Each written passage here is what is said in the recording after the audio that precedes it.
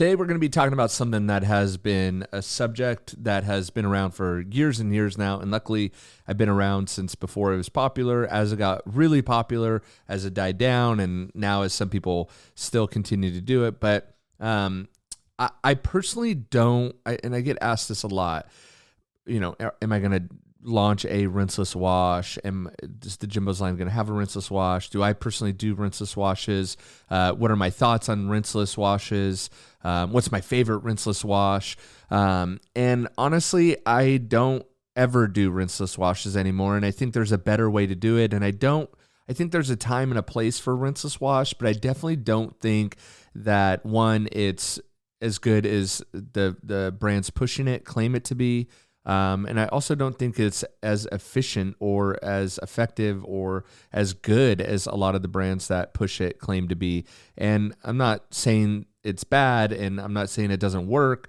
And I'll explain how much I've actually used rinseless washes over the years. But I just think that there's a better way, and I don't think it's as easy and as efficient as some say it is. So, I'll take you back just to create some context around it. So, this is framed that I'm not just ranting and trying to discredit anyone or anything, but this is all purely my experience, because after decades of mobile detailing, being a full-time rinseless mobile detailer, doing corporate accounts, working in really affluent coastal areas, I really had my hands all in on rinseless washing. In fact, there is old videos from 10 years ago on YouTube with Auto Fetish where I had my Sprinter van and I had no pressure washer, no water tank, no nothing, because I was 100% rinseless. And so if we go back to that time when I was a full-time mobile detailer, I started with a water tank, pressure washer, and all that. But what started to happen is, as I started to grow my detailing business, I started to work in some very affluent coastal cities in Orange County. And during this time, we were also in a quote unquote drought in California. So, I'm working in these cities where they do not allow runoff. They do not want to see any soap in the gutter. And there's literally inspectors driving around looking for people doing this. In fact, I got into it with a city inspector in Seal Beach, where I lived and operated most of my clients out of. And we got into it so bad, they actually passed a city ordinance that said you could not detail cars within the city limits. No car washing, no mobile detailing within the city limits. And that was because of me, because I got into it so badly with them. Of course, I found a workaround. And if you're looking for a workaround, that ordinance only pertains to city streets and public property, but not private property. So the workaround for that was you could actually, that ordinance did not work when you were in someone's driveway, because their driveway is actually private property. And so that was always my workaround, is I just made sure I stayed on private property. But the issue became, if you had runoff that ran from private property to public streets, aka the gutter, they had a problem with that, right? So I was really coming into this issue of like, I either need to adapt my business or close my business, because how do you wash a car with no runoff? Sure, they have these stupid mats and containment barriers and all that, but that's extra setup time. I don't want to be walking in water. Then you're supposed to suck up the water and then reclaim the water. And they had these reclamation systems, and it was just a nightmare, right? And so I literally had to adapt. And right around this time too, this is 2009, I had a great opportunity for a corporate account, a big, massive corporate account that actually had 2 separate locations. But the one caveat was, and the reason why they didn't have anyone yet, is they needed someone who didn't have any runoff. And so they wanted a car washer, but they needed someone that was like waterless or whatever. And so because they had some stupid certification for their building that it was environmentally friendly, and if they had a car washer on site, not only could that jeopardize their certification for the following year, but it didn't look good for how eco-friendly they were trying to be, right? And so I went at the time, the only thing that was around really was waterless washing. I mean, this is 2009. This is early on. And so I tried the waterless phase for a minute, but waterless washing, and I'm talking spray bottle and that's it, some towels, is wishful thinking at best if you think you're going to do a corporate account like that and be any sort of efficient. Just waterless washing is, not only was the chemicals not there at the time, we didn't have, battery powered pump sprayers. We didn't have other tools to kind of make it efficient. We didn't have the information out there. I didn't have the knowledge out there either to do this efficiently. And let me tell you, it was a total friggin' nightmare. I mean, just a total nightmare to try to do waterless washing efficiently on 10 cars at one location was virtually impossible. It was not fun at all. So when I discovered rinseless washing, it was like a massive upgrade, because for me at the time, it kind of felt like a hybrid. Like, okay, I'm using a bucket and water, but not rinsing anything down. This is a much, just a huge, massive upgrade, right? Much safer, much more efficient, kind of made more sense. And so I really started to do it and enjoy it and kind of committed to it. And it freed up my ability to get through cars faster. And I literally did, not even over exaggerating, thousands and thousands of cars as a rinseless washer, in details, because I would do, on average, I did 10 cars a day, 5 days a week, 50 cars, that's 200 cars a month, on average. And I was probably a rinseless only detailer for 10 years. So whatever the math is on that, you're doing, if I could do loose math, 200, you're doing 2,400 cars a year on average for 10 years, 24,000 cars, not including my own, right? And so after doing 24,000 rinseless car washes, I have some opinions on it. I have some, this is not pie in the sky theory of what I think is bad about rinseless washing. It's what I actually know to be factually true from my experience. And there's some big issues that almost no one talks about, because when people talk about rinseless washing online, they're talking about doing one car in your driveway, in a garage, and so there's some serious issues. And so the first problem that I started to run into, and it may not be as big of a problem anymore, but the problem if you're running a business is that customers don't understand it. And I legit lost customers because they didn't trust it. And, they see you out there with one bucket and a sponge and no foam. You're not rinsing it. You're going straight to a dry car. They start saying things like, "You're going to scratch my car." What are you talking?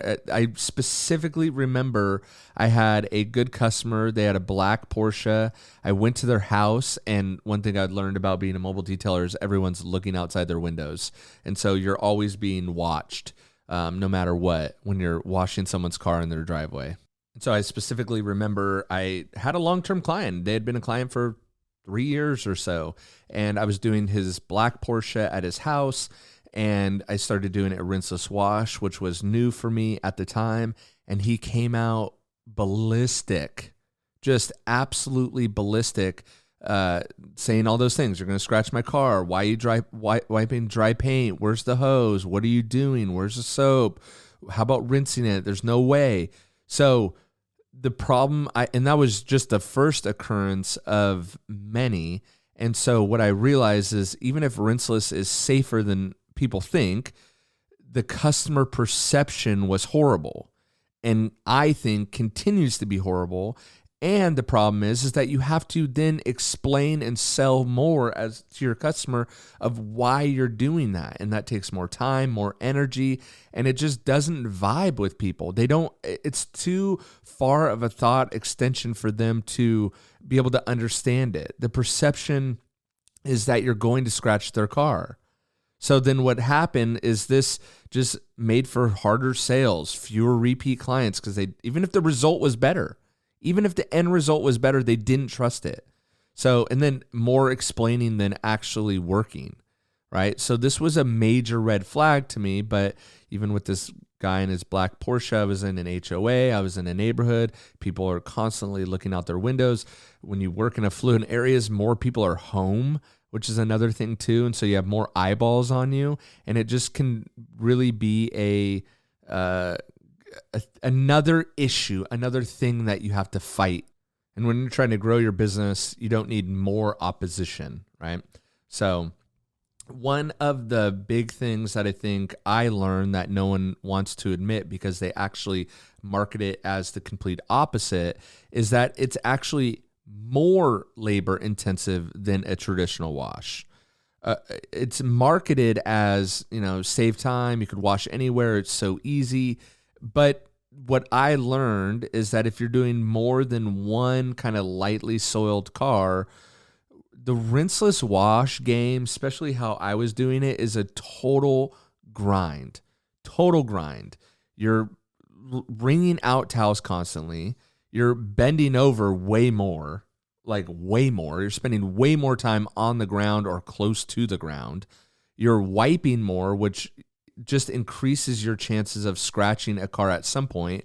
I don't think rinseless washes by nature scratch, but you are touching the car more, which if you touch the car more, you are increasing your chances of scratching the car. And to be honest, there's really good solid rinseless wash solutions that I've used for a long time without scratching, like O&R, but there's also brands that have entered the chat, if you will, that it is not a rinseless wash that they're selling. And so it's a diluted down, or it's a quick detail spray, or it doesn't have the polymers or encapsulation.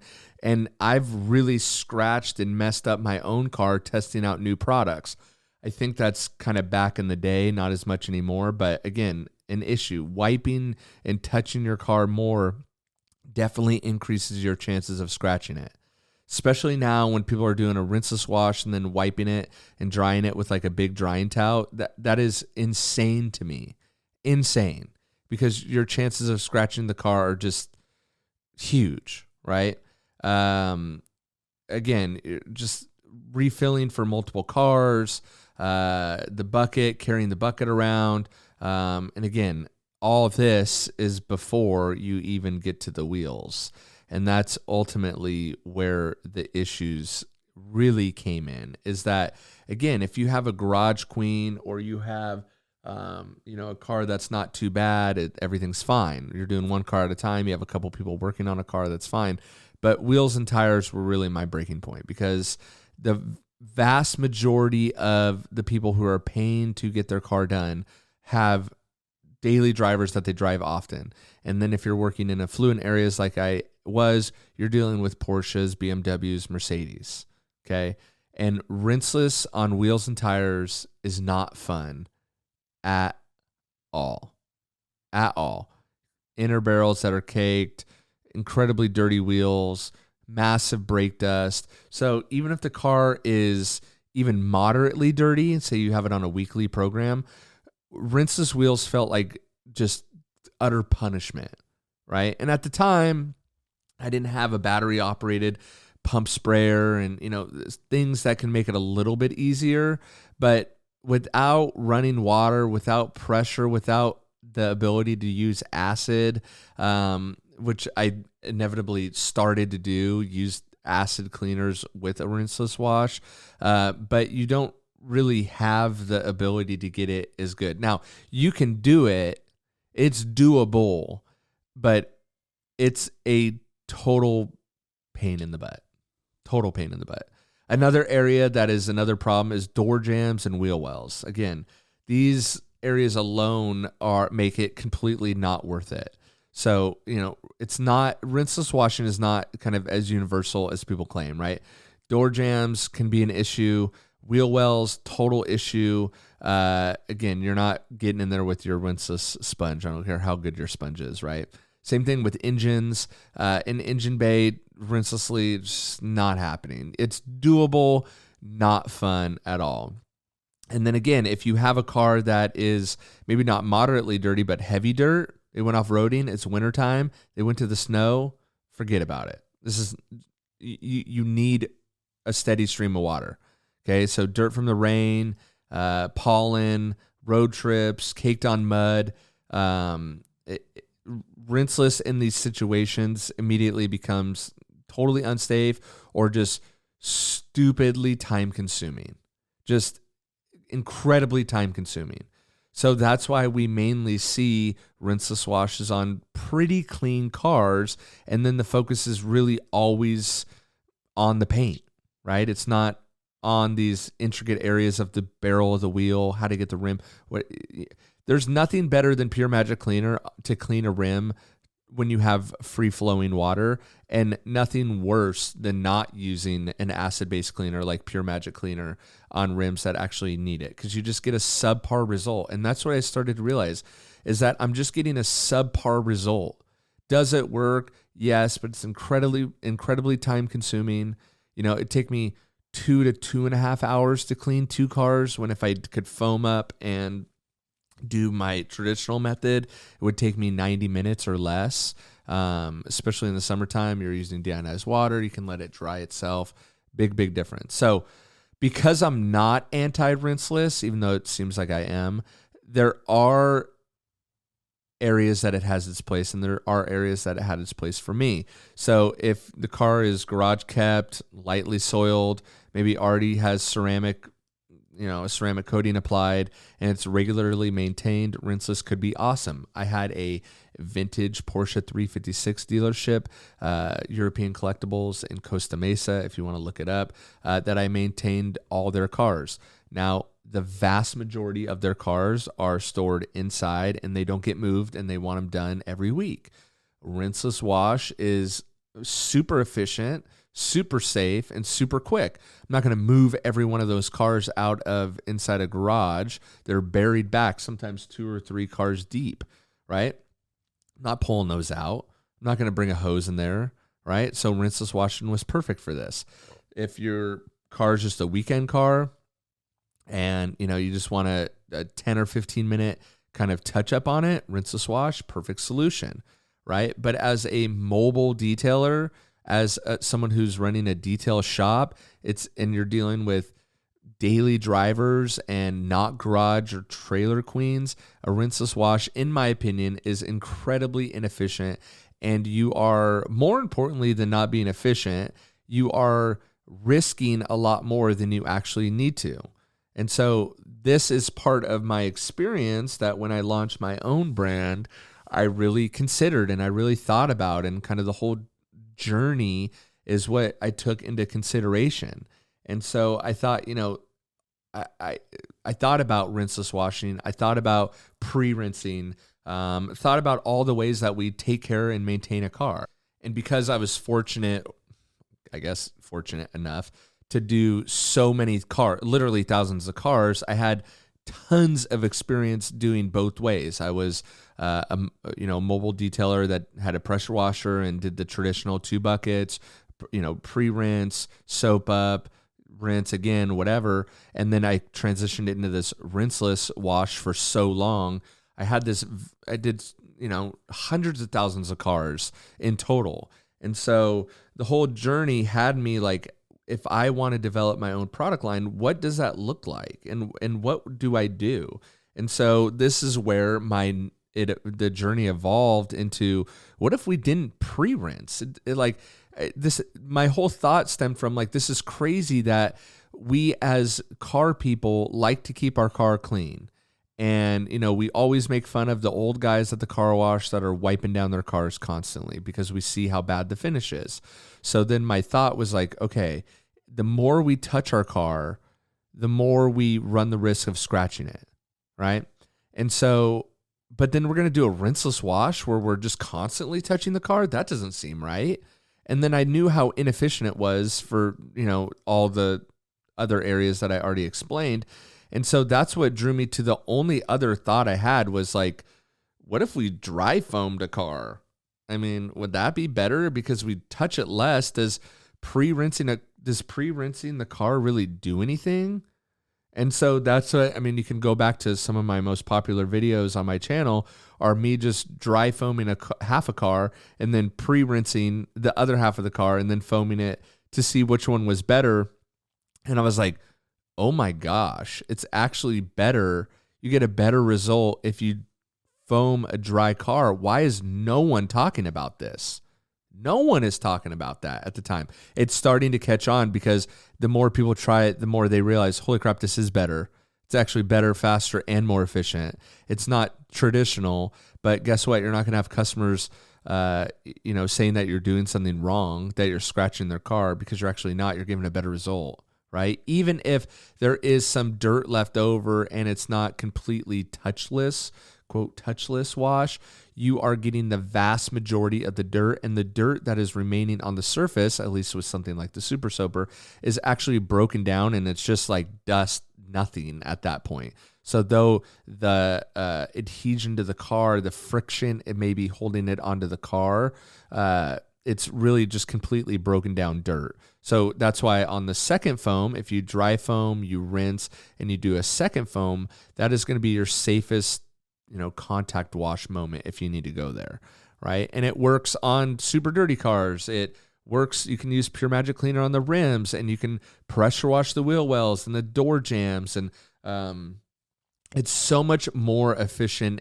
and safer is what I learned. So you have that lubrication, you have the dirt breaking down ability of a traditional wash, but what you don't have is wasted runoff. So you are obviously going to have some runoff, but you don't have a ton of water runoff. So it's easy to contain if you have any. So again, you have the safety of the pre-foam without just endless gallons of water down the drain, spending 2 to 3 gallons of water just pre-rinsing the car, when in reality, that's not even doing anything for you. You can completely skip that step. So I really hope this didn't come off as an anti-rinseless rant, even though I am kind of anti-rinseless. It simply just wanted to share my truth after literally years and thousands of cars doing it. So I think rinseless washing, just to kind of wrap it up, rinseless washing is useful in specific situations. I think it's great for enthusiasts with clean cars. It's terrible for wheels, horrible for multiple cars. It's misunderstood by customers, which is a big issue. And maybe the biggest issue of all is that it's way more labor intensive than it's advertised to be. And that's why I moved on from it ultimately. I wanted to develop a system that solved multiple problems and was more efficient. And detailing is so labor intensive as it is. Why are we adding more labor into it? My whole thought is, how do we make this simpler and get a better result? Why are we working harder? We don't need to work harder. Let's work smarter with better chemicals. Let's develop those better chemicals, and let's put those better chemicals out to the masses. And that's why I started my own brand, because I was so frustrated that that was not happening. And so instead of just ranting like I'm so good at doing, I decided to put my money where my mouth was and actually put out the chemicals that I thought needed to be in the marketplace. So if you're interested in that, you can check everything out over at jimbosdetailing.com. I will link it below, and I will also link to Amazon, because I believe in making everything easier. So if you are an Amazon shopper, all my products are over at Amazon. Yes, I take a hit personally. It's not as profitable for me to sell on Amazon, but it is there for your convenience, because that works for the whole ecosystem of what my brand believes in. So hope you guys enjoyed that one. Let me know what you think in the comments below. If I'm way off base, and that's fine too. I'm okay with that. So with that, I'm not going to rant anymore. I'll catch you guys on the next one. Thanks for watching. Thanks for listening. Hope you enjoyed. See ya.